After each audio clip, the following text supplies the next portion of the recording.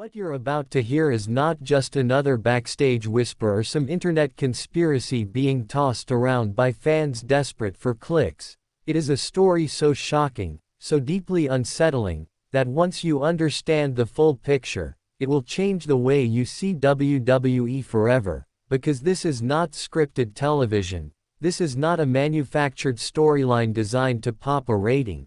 This is real life, and at the center of it is Paul Heyman, one of the most influential creative forces in the history of professional wrestling, a man who redefined what wrestling could look like and how stories could be told. Lying in a twisted wreck of metal after a semi-truck plowed into his rental car in Chicago, and the reaction of Triple H, the man fans call the Game and the corporate world calls WWE's creative chief, was so vile, so cold, and so revealing that it exposes a dark truth about what really drives the machine behind the spectacle. To understand how deep this goes, you have to picture it. October 15, 11:47 p.m., Heyman leaves a hotel meeting where he had just spoken with a group of independent promoters, something he had done his entire career because Heyman never stopped being a student and teacher of wrestling. He was always networking, always pushing for new talent, always keeping his finger on the pulse of the business. He gets into his black Chevrolet Malibu rental, heads south on Lakeshore Drive, and as he approaches the intersection at North Avenue, a semi-truck blasts through a red light, smashing into the driver's side with a force so violent that the responders on the scene could barely identify the make of the vehicle. Heyman was trapped inside for 45 agonizing minutes, unconscious, bleeding internally, his ribs shattered, his lung punctured, and yet the truck didn't stop, didn't hesitate, it accelerated, disappearing into the night before being found torched and stripped clean of any identifying evidence. The police themselves said it looked like a professional hit. And while Heyman's life hung in the balance, while surgeons cut into his chest and worked desperately to restart his heart not once but twice, Triple H was not pacing floors with worry, not calling hospitals or praying for his colleagues' survival, but instead was allegedly in a boardroom smirking as he uttered two words that will haunt anyone who has ever respected him: problem solved. Because here's the truth, Heyman wasn't just holding casual meetings, he wasn't just doing his usual scouting. He was in the final stages of building something monumental, a brand new wrestling promotion that had the potential to do what no one else had done since Vince McMahon took control of the industry, threatened WWE's monopoly. Backed by Hollywood investors and power players whose names would make jaws drop if they were revealed, Heyman's vision wasn't another AEW-style competitor. It was something far more dangerous to WWE's corporate order, an uncensored product with a revolutionary profit-sharing model, giving wrestlers genuine ownership in the success of the company and creative control that would dwarf anything they had been offered before. More than 20 WWE superstars, top names, main eventers, not jobbers or mid-carders, had given verbal commitments to jump the moment their contracts expired. Sick of the grind, sick of broken promises, sick of being cogs in a machine that chewed them up and spat them out. This was no pipe dream. Venues had been secured. Investors had pledged funds. Wrestlers were quietly preparing their exits. And WWE knew all of it.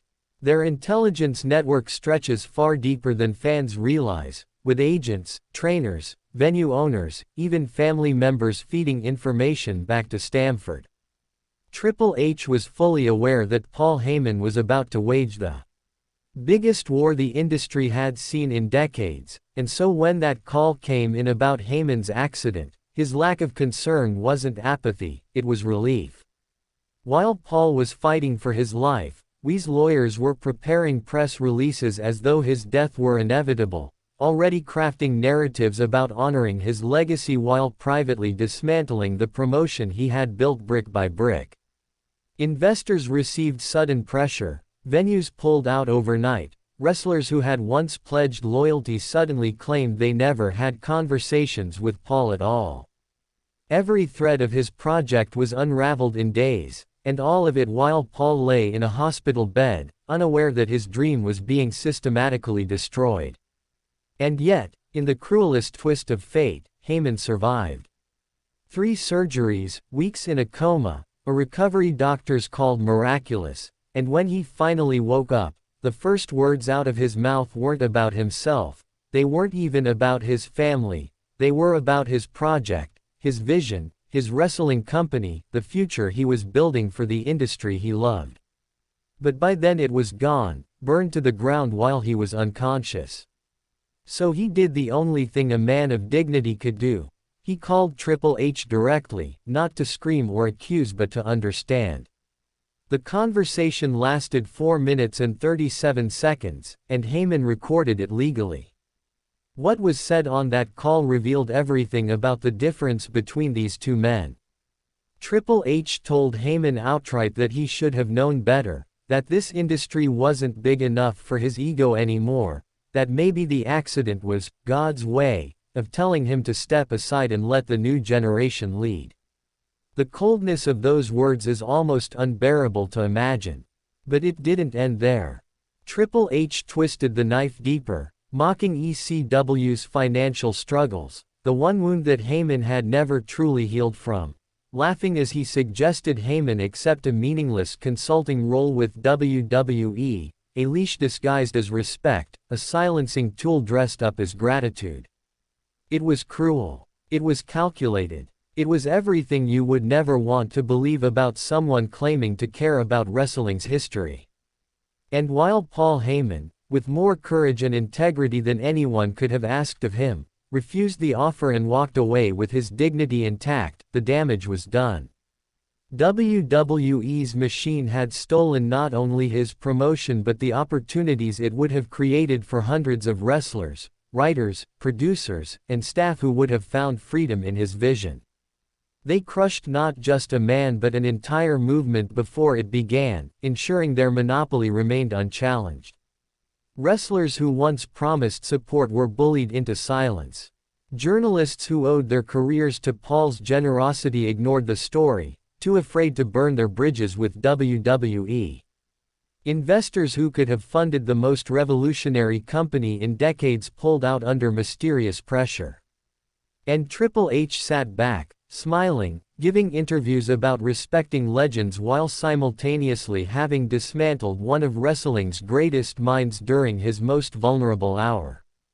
The hypocrisy is staggering. Triple H, who built his creative reputation on ideas born from Heyman's innovations, who turned NXT into a darling brand using booking philosophies that were straight out of ECW's DNA, treated the very man who gave him the blueprint like disposable garbage.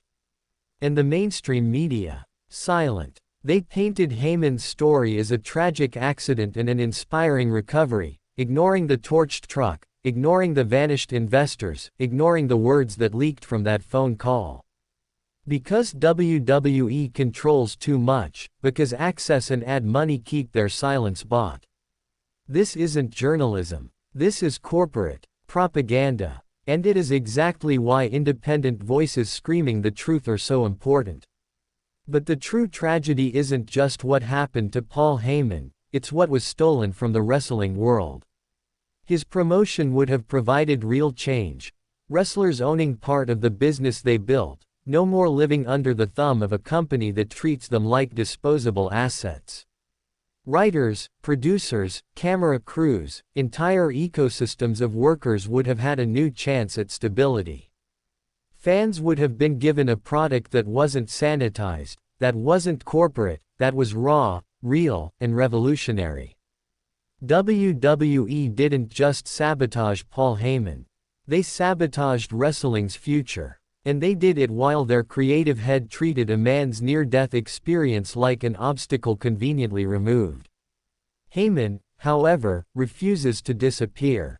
Despite the betrayal, despite the sabotage, he continues to pour himself into the business, mentoring young talent, helping independents, writing and teaching the next generation while quietly carrying the scars of what happened. Meanwhile, Triple H stands on stages, giving speeches about legacy, about honoring the past, about creative storytelling, while fans cheer him for being the savior of WWE, not knowing that in private he laughed at the man who gave him the playbook. This isn't rivalry. This isn't competition. This is systemic cruelty, the kind of corporate brutality that reveals how little power respects creativity when it threatens control. Paul Heyman deserved better. Wrestling deserved better. And the fact that this story remains untold in the mainstream, smothered by WWE's narrative control, proves exactly why fans must demand more transparency and accountability. Because this was not just an accident, this was a message, and the man delivering that message was the same one who calls himself the Game. And if fans continue to cheer without knowing what lurks beneath, then the soul of professional wrestling will remain chained to a machine that destroys the very people who made it great.